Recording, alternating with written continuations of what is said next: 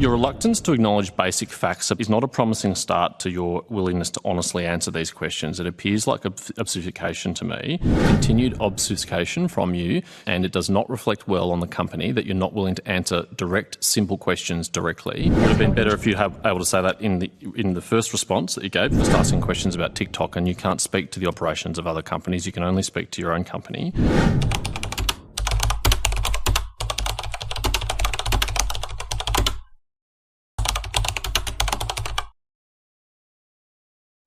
Look, I appreciate that for TikTok and perhaps for Mr Hunter in particular, there might have been some anxiety about or apprehension about appearing before the committee today because I, among others, have been critical of the company. At the outset, I want to assure you that my criticism is not of you as individuals personally. I have questions about the conduct of the company which you work for, but I don't want that to come across as personal reflections in any way. I thought a good way to start might be to try and establish a shared agreement on basic facts about TikTok and your operations, and then we can kind of proceed to more substantive questions. So I'll just run through them. They're not designed to be exhaustive. There may be quick answers. If they're complex answers, that's fine, but let's try and get through them. So first of all, is TikTok a subsidiary of ByteDance? It is indeed, Senator. Is ByteDance a Chinese company? Well, ByteDance is very much a global company. You could readily have a look on the ByteDance website to see the corporate structure of ByteDance. But most importantly for this committee, I think, is perhaps the ownership of that company. 60% of ByteDance is beneficially owned by global institutional investors, and many of those companies you'd likely be familiar with. So they include BlackRock, Carlyle Group, General Atlantic, and many others. The board of ByteDance is 60% American citizens. There are 5 members of that, and a CEO is ByteDance's CEO is represented on that board. I thought we'd get further in the second question before we had a disagreement on facts, but let's just try and unpick that briefly. You have previously said, including in your submission to this very committee and in filings in the US court system, that you are either a Chinese company or a Chinese headquartered company, or you have Chinese origins. Why are you no longer willing to say those facts that you yourself have shared previously and not only months ago? Senator, I'm not saying that the founders aren't Chinese. That's true. ByteDance was established some 11 years ago by those Chinese entrepreneurs, and I'm happy to stand by that. Okay, all right. So it is a Chinese-founded company. Is it headquartered in China? Well, ByteDance has operations around the world. My understanding is there are more than 150,000 employees, and those employees are based out of 120 cities around the world. Yes, but where is the headquarters? Every company has a headquarters. Oh, Senator, there are offices in China. I don't know the formal headquarters of the company, but I'm very happy to provide that very specific piece of information, and I'll do so as soon as I can. My apologies. Where do the majority of employees reside? Again, I'm not 100% sure around the majority of ByteDance employees, but TikTok itself operates outside of mainland China, and we have tens of thousands of staff around the world. Does ByteDance have an internal Chinese Communist Party committee? I'm not aware of the structures that might be in around ByteDance. We are employees of TikTok. I'm not in a position to provide detailed information around the internal workings of the ByteDance Corporation, but I'm happy to provide. Sorry to interrupt, but are you seriously not able to say how your parent company, which ultimately owns and controls you, is operated? I mean, this has been an issue which has been widely canvassed in the media. I'm sure it would not have escaped your attention. If you're not able to answer, perhaps Mr Hunter or Mr Farrell can answer. As I'd said, ByteDance is our parent company, and as you've acknowledged, but ByteDance is organised in a way that is typical of many large global companies and typical of, indeed, internet companies that may be organised in similar fashions. TikTok's internal talking points have previously been leaked to the media, and in those talking points it says to play down the connection with the Chinese Communist Party. Is that what you're seeking to do today? No, Senator. As I mentioned before, we were founded 11 years ago by Chinese entrepreneurs. We do have a history and a heritage in China. We're not resiling from that. And as you'd likely be aware, we do also have staff in China. I expect we'll get to that at some point in time. Your reluctance to acknowledge basic facts about the parent company with whom you are ultimately employed is not a promising start to your willingness to honestly answer these questions. It appears like obfuscation to me. Let's move on, though, because it is a clearly established fact that there's a CCP committee in ByteDance. Is Douyin commonly described as the sister app of TikTok, also a ByteDance subsidiary? I'd just like to clarify, Senator, my intention, as indeed the intention of all of the witnesses here today, is to be honest and forthright with the committee. Wherever I can't answer a question, I will absolutely endeavour to come back to you as quickly as I possibly can. But sorry, Senator, what was the detail of your question? Is Douyin commonly described as the sister app of TikTok, a ByteDance subsidiary? TikTok is the product that's available outside of mainland China, and I have heard Douyin referred to in that fashion. Is it a ByteDance subsidiary? The corporate structure is on the ByteDance website. I'm very happy to skip back through myself and confirm how that ownership might flow through down from ByteDance, which is, of course, the parent company. Okay, if you're not able to say, I can say it is. Does the Chinese government have a strategic stake in Douyin? No, Senator. There is an arrangement with respect to a specific domestic entity, but just to be very clear, there have been some misunderstandings about a domestically held company in China. The company you're referring to is operating only in China, and there is no Yes, interaction. I know that wasn't my question. My question is there a strategic stake on behalf of the Chinese government in Douyin? And the answer is? Well, Senator, there's no ownership of the Chinese government or any other in ByteDance or TikTok, the parent company. That wasn't my question. I asked you a very specific question. This is continued obfuscation from you, Ms Woods-Joyce, and it does not reflect well on the company that you're not willing to answer direct, simple questions directly. And I have grave concerns about the more substantive questions I'm going to get to if these factual questions can't be answered directly. Well, Senator, as we mentioned on the website, there is a disclosed company that operates in China that is the domestically held company, and there is a 1% ownership stake in that specific company. It would have been better if you were able to say that in the first response that you gave. Thank you. Does the Chinese government have a representative on the board of Douyin? I'm not sure of the board representation, but I am happy to follow up for you, Senator. If you could take that on notice, that'd be good, but the answer is yes. Do ByteDance employees in China sometimes work on both TikTok and Douyin apps? We've been quite clear that we do have a global workforce. We are a global company with operations around the world. There are engineers around the world, including in Australia, including in the US, and also in China, and those teams will work to support the TikTok product. Yes. Yes, so they do both work on both of the apps. Thank you. How many engineers does TikTok employ who work on the app in China? I don't have the precise figures, I'm afraid, Senator. I'll be happy to see if I can get that on notice for you. Okay. Do those employees have access to the data of users as part of their work?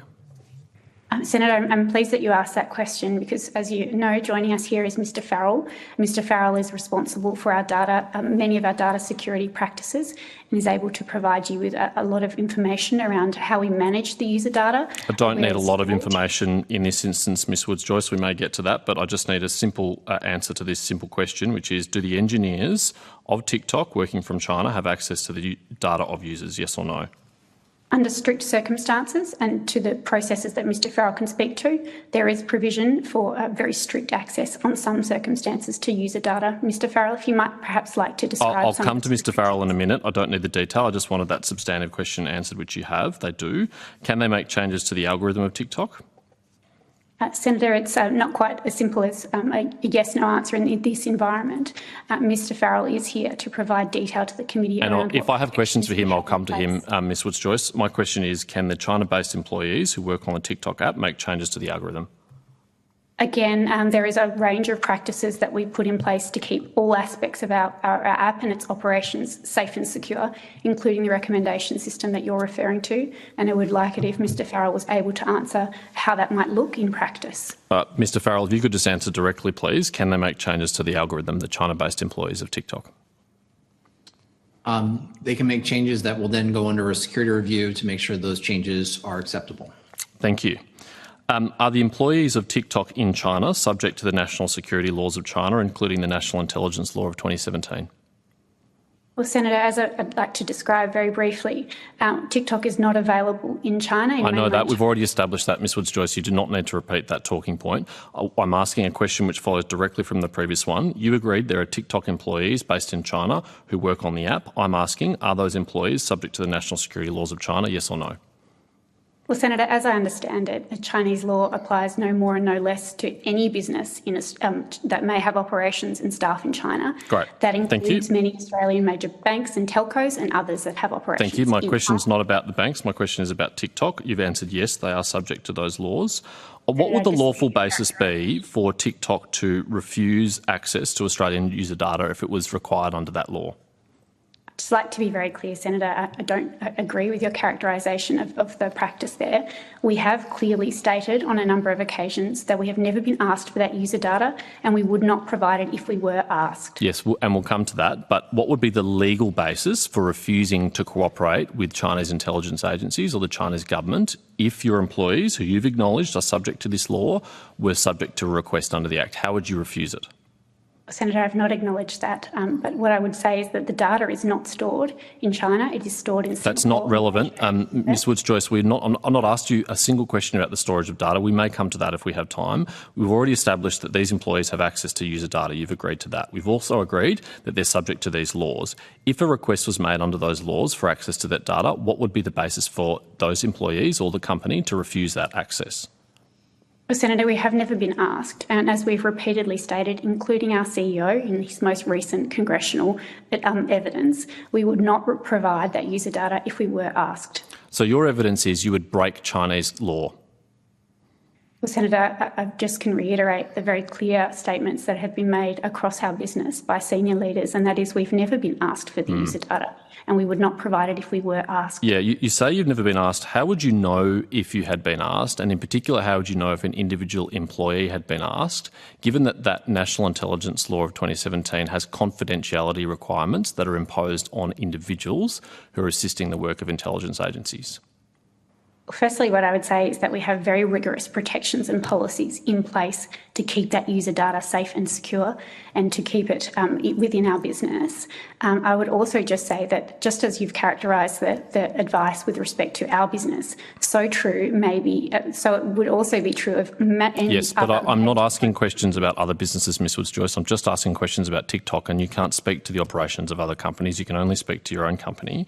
And what I'm asking is, if an employee, let's say an engineer working on the TikTok app who has access to Australian user data, as you've agreed, was, as you've agreed, subject to this law, approached by an intelligence agency and asked to provide it and was compelled to be silent about it, how on earth would you or anyone else in TikTok Australia know about it? Well, Senator, I think, again, if you allow me to refer to my colleague, Mr Farrell does have the detailed working understanding of how data is protected, kept and logged in our company. Sure. Thank you for the opportunity. Again, Will Farrell. I came on TikTok about 3 years ago as the global head of cyber and data defense. We have a number of protections in place. So the first piece is something that's common across many technology and financial institution industries where there's a security principle called least privilege. So employees only get the minimum amount of access required to do their job, and it requires multiple approvals before they get that access. So they have to provide a business justification. For the sensitive data, it has to be approved by their manager. It has to be approved by the database owner. And if it's a cross-border access, meaning that it's a request from an employee in one country accessing user data of another country, it also has to go, that justification has to go through an additional review by the global security team based in the United States. Then there's additional protections for the most sensitive data, things like email address and phone number. Those are also encrypted. So even if someone was to get access to a database, they wouldn't be able to decrypt that information without the encryption key. So it would just appear to be gibberish. So employees can't get access without a clear justification, those approvals. Additionally, we also have a data access monitoring team, again, that part of that global security team based in the US, that monitors all data and access and looks for any kind of unusual or unauthorized access. So are you able to disclose how often Australian user data has been accessed by employees in China then? So as you know, there's millions of Australian users on the platform interacting with the platform every day. And we offer 24/7 support. Again, all of those access go through that principle of least privilege and requires robust approvals. Yes, but you said it's logged, so presumably you're able to tell me then how often Australian user data has been accessed by mainland China employees. Again, it's something that would happen based on the use case.